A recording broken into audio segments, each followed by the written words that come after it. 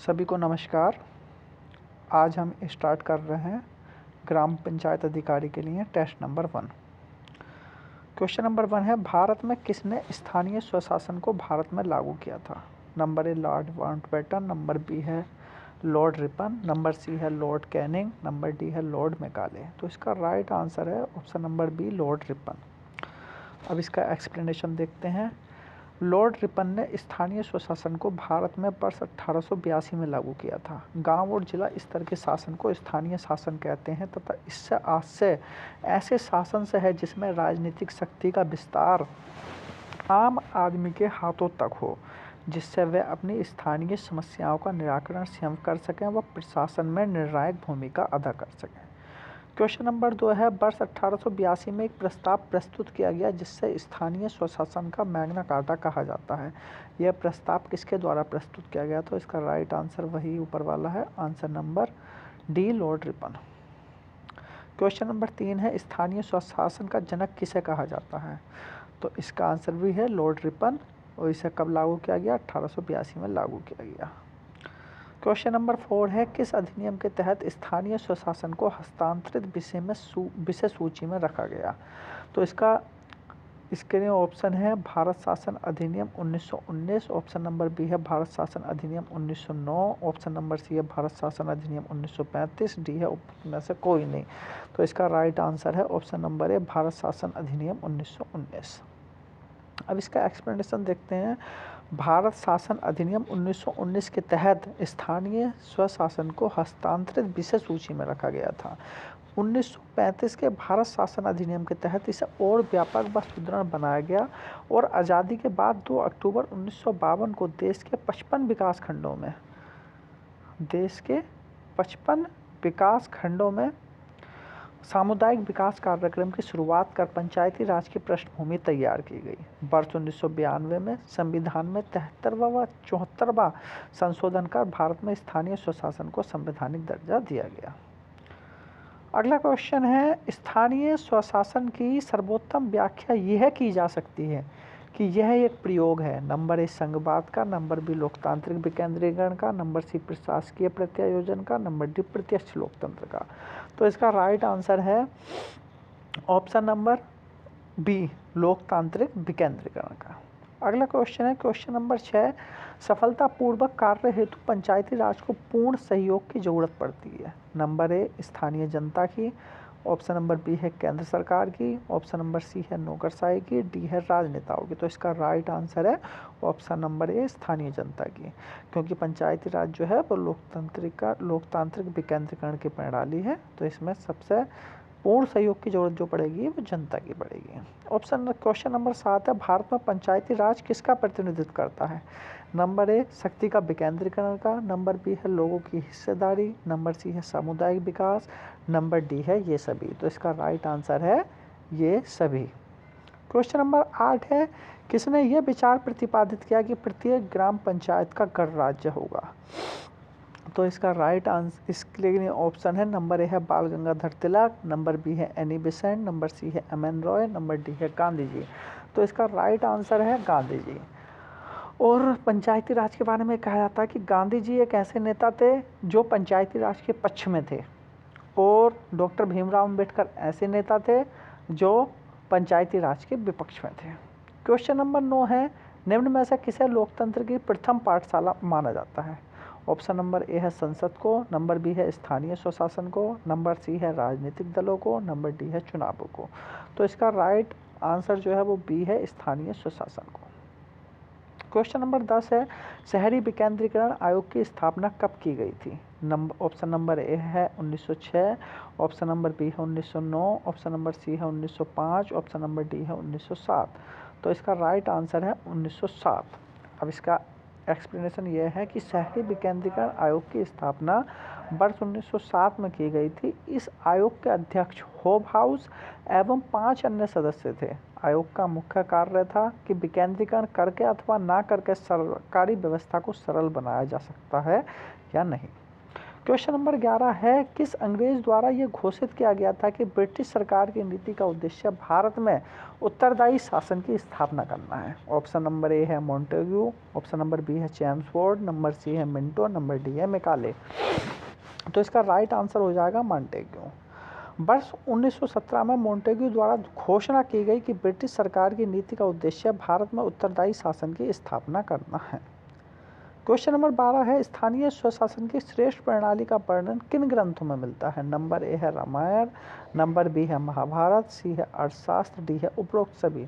तो इसका right answer है उपरोक्त सभी, यानी कि इन सभी ग्रंथों में स्थानीय स्वशासन की श्रेष्ठ प्रणाली का वर्णन मिलता है। क्वेश्चन नंबर 13 है, किस अभिलेख से चोलकालीन स्थानीय स्वशासन की जानकारी मिलती है? ऑप्शन नंबर ए है उत्तर मैरूर अभिलेख, बी है तिरुवालंगाडु अभिलेख, नंबर सी है करंदाई अभिलेख, डी है उपयुक्त में से कोई नहीं। तो इसका राइट आंसर हो जाएगा ऑप्शन नंबर ए उत्तर मैरूर अभिलेख। चोल सम्राट परांतक के शासन के 12वें एवं 22वें वर्ष के प्रसिद्ध उत्तर मैरूर अभिलेखों से चोलकालीन स्थानीय स्वशासन एवं ग्राम प्रशासन की जानकारी मिलती है। क्वेश्चन नंबर 14 है, चोल अभिलेखों में कितने प्रकार की ग्राम सभाओं का उल्लेख मिलता है? Option number A 4, option number B है 5, ऑप्शन नंबर सी है 3, ऑप्शन नंबर डी है 2। तो इसका राइट आंसर है ऑप्शन नंबर सी 3। चोल अभिलेखों में 3 प्रकार के ग्राम सभाओं का उल्लेख मिलता है। ये सभाएं थी उड़ सभा और नगरम। उड़ सर्वसाधारण लोगों की आम सभा थी। सभा या महासभा ब्राह्मणों या वयस्क पुरुषों की सभा थी। नगरम व्यापारी समुदायों की महत्वपूर्ण प्रशासकीय सभा थी। क्वेश्चन नंबर 15 है, चोल काल में नगरम किस प्रकार की संस्था थी? नंबर ए ब्राह्मणों की, नंबर बी है साधारण जन की, नंबर सी है व्यापारियों की, नंबर डी है उक्त में से कोई नहीं। तो इसका right answer option number C, नगरम जो है वो व्यापारियों की संस्था थी। क्वेश्चन नंबर 16 है, चोलकालीन ग्रामीण संस्था उड़ की कार्य समितियों को क्या कहा जाता था? नंबर ए आलूगढ़म, नंबर बी है गढ़म। तो इसका राइट आंसर है ऑप्शन नंबर सी, ए और सी दोनों। तो उड़ चोलकालीन ग्रामीण समाज की आधारभूत इकाई थी। उड़ की कार्य समिति को आलूगढ़म या गढ़म कहा जाता था। ये गैर ब्राह्मणों की सदस्य सभा थी तथा इसमें सामान्य लोग भाग लेते थे। अगला क्वेश्चन है, क्वेश्चन नंबर 17, चोलकालीन ग्रामीण संस्था सभा या महासभा की कार्य समिति को क्या कहा जाता था? नंबर ए बड़ियम, नंबर 2 है कोयल बड़ियम, नंबर सी है बाड़िये पेरुमक्कल और डी है उक्त में से कोई नहीं। तो इसका राइट आंसर है ए बड़ियम। चोलकालीन ग्रामीण संस्था सभा ऑब्लिक महासभा की कार्य समिति को बड़ियम कहा जाता था। तमिल में इसका अर्थ आय होता है। बड़ियम के सदस्यों को बड़िये पेरुमक्कल कहा जाता था। परांतक प्रथम के उत्तर मैरूर लेख में बड़ियम के सदस्यों के निर्वाचन संबंधी योग्यता दी गई है। अगला क्वेश्चन है, क्वेश्चन नंबर 18, बड़ियम के सदस्यों को चुनने के लिए प्रत्येक गांव को कितने वार्डों में बांटा जाता था?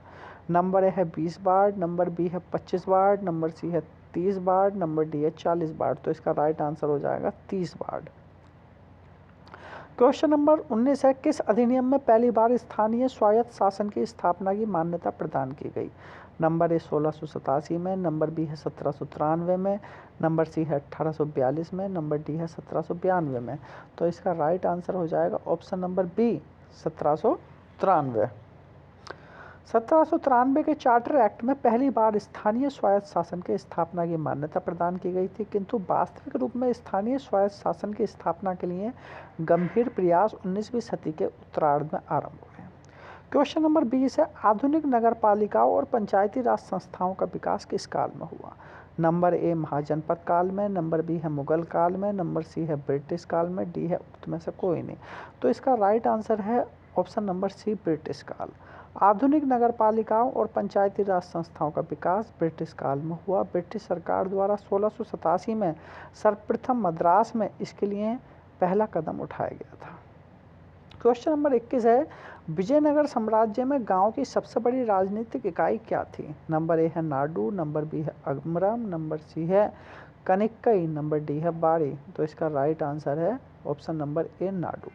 विजयनगर साम्राज्य में गांव की सबसे बड़ी राजनीतिक इकाई नाडू थी तथा इसके सदस्यों को नातबार कहा जाता था।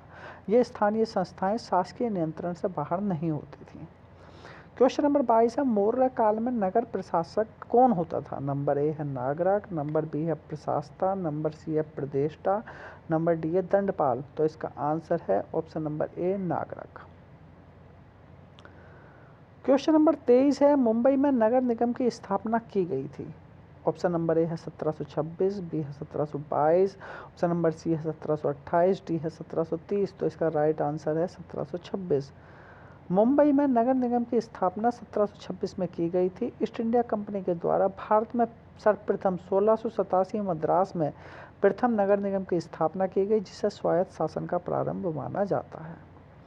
क्वेश्चन नंबर 24 है स्थानीय सरकार का संबंध किससे होता है? नंबर स्थानीय जनता से, बी है स्थानीय विषयों से, नंबर सी है स्थानीय समस्याओं से, डी है इनमें सभी से। तो इसका राइट आंसर है ऑप्शन नंबर डी इनमें सभी से।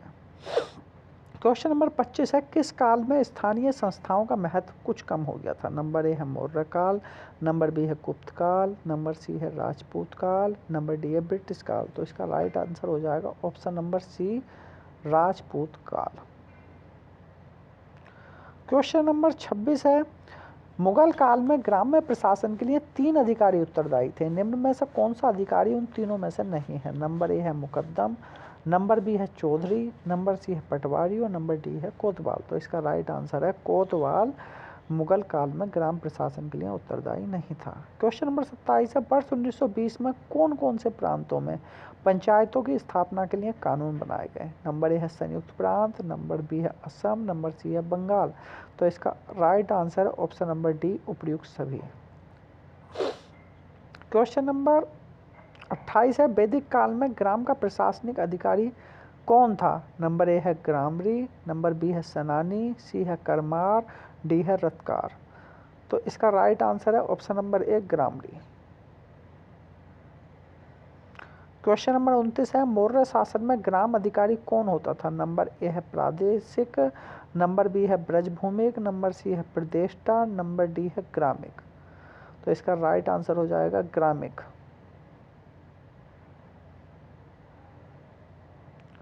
क्वेश्चन नंबर 30 है बंगाल में पारंपरिक गांव पंचायत प्रणाली की शुरुआत कब हुई थी? नंबर ए है 1870, नंबर बी है 1872, नंबर सी है 1880, नंबर डी है 1890 है। तो इसका राइट आंसर है ऑप्शन नंबर ए 1870। बंगाल में पारंपरिक गांव पंचायत प्रणाली की शुरुआत 1870 के बंगाल चौकीदार अधिनियम में हुई। इस चौकीदारी ने जिला मजिस्ट्रेट को गांवों में मनोनीत सदस्यों की पंचायत स्थापित करने के लिए सशक्त किया। क्वेश्चन नंबर 31 है गुप्त काल में ग्राम सभा को मध्य भारत में क्या कहा जाता था? नंबर ए है मंडली, नंबर बी है पंचमंडली, नंबर सी है समूह मंडली, नंबर डी है न्याय मंडली। तो इसका राइट आंसर है ऑप्शन नंबर बी पंचमंडली। क्वेश्चन नंबर 32 है चोल साम्राज्य में ग्राम सभा का क्या कार्य नहीं था? नंबर ए ये भूमि कर का संग्रह करती थी, नंबर बी ये मंदिरों के रखरखाव तथा उनकी आय व्यय का उचित प्रबंधन, सी है ग्राम भूमि का सर्वेक्षण, डी है मध्यस्थ नामक कर्मचारी द्वारा ग्राम सभा के कार्यों में सहायता प्रदान किया जाना। तो इसका राइट आंसर है ऑप्शन नंबर सी ग्राम भूमि का सर्वेक्षण। क्वेश्चन नंबर 33 है बड़ियम में बुजुर्ग व विद्वान सदस्यों की संख्या कितनी होती? तो इसका ऑप्शन है ए 12, बी है 15, सी है 13 और डी है 11। तो इसका राइट आंसर है ऑप्शन नंबर ए 12। बड़ियम के 30 सदस्यों में 12 बुजुर्ग व विद्वान सदस्यों को वार्षिक समिति के लिए निर्वाचित किया जाता था। क्वेश्चन नंबर 34 है विजयनगर शासन में मेला ग्राम में कितने गांव आते थे? नंबर ए 48, नंबर बी है 30, नंबर सी है 50, नंबर डी है 20। तो इसका राइट आंसर है ऑप्शन नंबर सी 50। विजयनगर साम्राज्य में मेला ग्राम में 50 ग्राम आते थे। विजयनगर साम्राज्य में प्रशासन की सबसे छोटी इकाई उर या ग्राम थी। प्रत्येक गांव को अनेक वार्डों या मोहल्लों में बांटा जाता था। क्वेश्चन नंबर 35 है विजयनगर शासन में गांव की सबसे बड़ी इकाई क्या थी? नंबर ए नाडू, बी है बलनाडु, सी है मेलाग्राम, डी है इनमें से कोई नहीं। तो इसका राइट आंसर है नाडू। क्वेश्चन नंबर 36 है मुगल प्रशासन में पटवारी का कार्य होता था। नंबर ए ग्राम प्रधान की सहायता करना, बी है गांव के मुकदमों को सुनना, सी है केवल विकल्प ए सही है, डी है विकल्प ए और बी दोनों सही है। तो इसका राइट आंसर है सी, केवल विकल्प ए सही है, यानी कि ग्राम प्रधान की सहायता करना। क्वेश्चन नंबर 37 है, मुगल शासन व्यवस्था में गांव की पड़ती भूमि एवं चारागाह भूमि पर किसका अधिकार होता था? नंबर 1 ग्राम समुदाय का, नंबर बी राज्य का, सी है गांव के मुखिया का, डी है उपयुक्त में से कोई नहीं। तो इसका राइट आंसर हो जाएगा ऑप्शन नंबर बी, राज्य का अधिकार। क्वेश्चन नंबर 38 है, ग्राम पंचायत का रिकॉर्ड कौन संभालता है? नंबर ए है ग्राम सभा, नंबर बी है सचिव, नंबर सी है जिला परिषद, नंबर डी है खंड विकास अधिकारी। तो इसका राइट आंसर है ऑप्शन नंबर बी, सचिव। क्वेश्चन नंबर 39 है, ग्राम पंचायत व ग्राम सभा की बैठक बुलाने और जो भी निर्णय हुए हैं उसका रिकॉर्ड कौन रखता है? नंबर ए है सरपंच, नंबर बी है पंच, सी है ग्राम सचिव, डी है उपयुक्त सभी। तो इसका राइट आंसर है ऑप्शन नंबर सी, ग्राम सचिव। क्वेश्चन नंबर 40 है, ग्राम पंचायत की आमदनी के स्रोतों में शामिल है। नंबर फर्स्ट, घरों व बाजारों पर लगाए जाने वाले कर से मिलने वाली राशि। नंबर 2 है, विभिन्न सरकारी विभागों द्वारा चलाई जाने गई योजनाओं की राशि जो जनपद एवं जिला पंचायत से आती हैं। नंबर 3 है, समुदाय के काम के लिए मिलने वाले दान। तो इसका राइट आंसर है ऑप्शन नंबर डी, उपयुक्त सभी। क्वेश्चन नंबर 41 है, निम्न पर विचार कीजिए, उक्त के संबंध में सही है। नंबर फर्स्ट है, सरकार द्वारा ग्राम पंचायत का सचिव नियुक्त किया जाता है जो ग्राम सभा का भी सचिव होता है, बिल्कुल सही है। नंबर 2 है, ग्राम पंचायत कई वार्डों में विभक्त होती है, प्रत्येक वार्ड अपना प्रतिनिधि चुनता है जो वार्ड पंच के नाम से जाना जाता है, बिल्कुल सही है। 3 है, सचिव का कार्य ग्राम सभा एवं ग्राम पंचायत बैठक बुलाना व पंचायतों की चर्चा एवं निर्णयों का रिकॉर्ड रखना होता है, ये भी बिल्कुल सही है। तो तीनों ऑप्शन बिल्कुल सही हो जाएंगे। क्वेश्चन नंबर 42 है, एक पंचायत के क्षेत्र में रहने वाले सभी वयस्कों की सभा क्या कहलाती है? नंबर 1 ग्राम सभा, बी है पंचायत समिति, सी है ग्राम पंचायत, डी है उपयुक्त सभी। तो इसका राइट आंसर हो जाएगा ऑप्शन नंबर 1 ग्राम सभा। क्वेश्चन नंबर 43 है, पंचायत के सदस्यों को क्या कहा जाता है? नंबर ए सरपंच, बी है ग्राम सभा, नंबर सी है पंच, नंबर डी है इनमें से कोई नहीं। तो इसका राइट आंसर हो जाएगा पंच। एक ग्राम पंचायत में 7 से 17 सदस्य होते हैं जिन्हें गांव के वार्डों से चुना जाता है और इन्हें पंच कहा जाता है। क्वेश्चन नंबर 44 है,